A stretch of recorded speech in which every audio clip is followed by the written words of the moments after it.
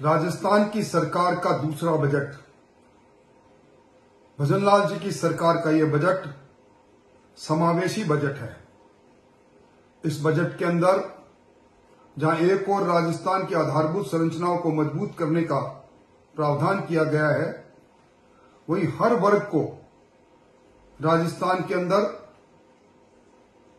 उसकी क्षमता के अनुसार काम करने का अवसर मिले, इस प्रकार का वातावरण बनाया गया है।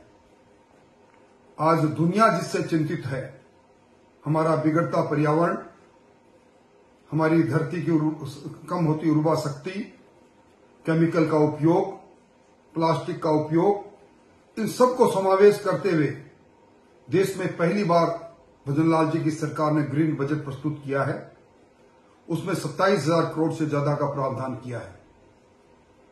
यह बजट किसान को समर्पित बजट है, किसानी को समर्पित बजट है और इस बजट में कृषक और कृषक कल्याण के लिए 1,10,000 करोड़ से ज्यादा का प्रावधान करना और कुल बजट का 12% से ज्यादा हिस्सा इस काम में लगाना और गत वर्ष के प्रावधान से 14% बढ़ोतरी करना यह सिद्ध कर रहा है कि किसान के कल्याण के लिए, चाहे प्रधानमंत्री किसान सम्मान निधि को बढ़ाने की बात हो, चाहे 35 लाख किसानों को 25,000 करोड़ रुपए शून्य ब्याज पर देने की बात हो, चाहे उन्नत किसान के लिए पॉली हाउस से लेकर माइक्रो इरिगेशन के अंदर बढ़ोतरी की बात हो, हर क्षेत्र में भजनलाल जी की सरकार ने जो वादा किया उन वादों को पूरा कर रही है।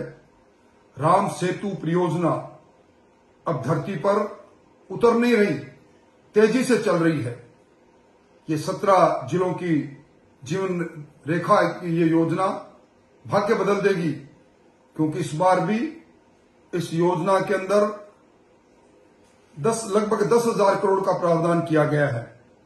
सबसे बड़ी बात है पूंजीगत व्यय, जिससे राजस्थान की आधारभूत संरचनाएं मजबूत होती है। उसमें 40% की बढ़ोतरी निश्चित तौर पर विकसित राजस्थान की आधारशिला को रखती है।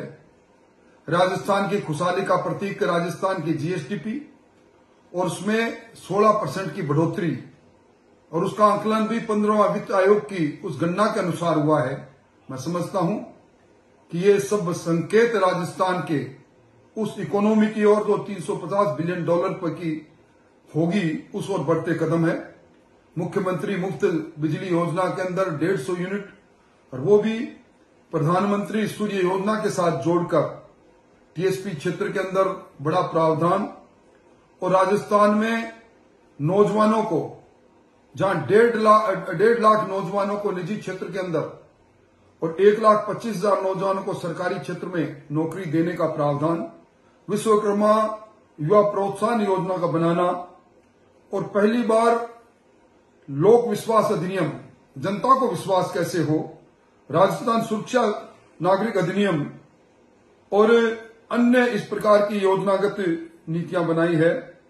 और लखपति दीदी, सोलर दीदी, अनेकों प्रावधान, मिड डे मील के अंदर बच्चों को 5 दिन दूध और अन्य योजना का समावेश इस बात को सिद्ध कर रहा है कि अब राजस्थान हर क्षेत्र में आगे बढ़ रहा है। राजस्थान के सड़क तंत्र को मजबूत करने के साथ साथ हमारी अरावली, पहली बार अरावली को सुंदर बनाने के लिए ग्रीन अरावली की पर्वत रेखा हो, इसके लिए प्रावधान किया गया है। ये राजस्थान में पहली बार रोजगार नीति का होना, ट्रेड पॉलिसी का बनना इस बात को सिद्ध कर रहा है कि अब नीतिगत निर्णयों के अनुसार राजस्थान लगातार आगे बढ़ेगा। मैं मुख्यमंत्री जी को इस दूसरे बजट के लिए हार्दिक बधाई देता हूं।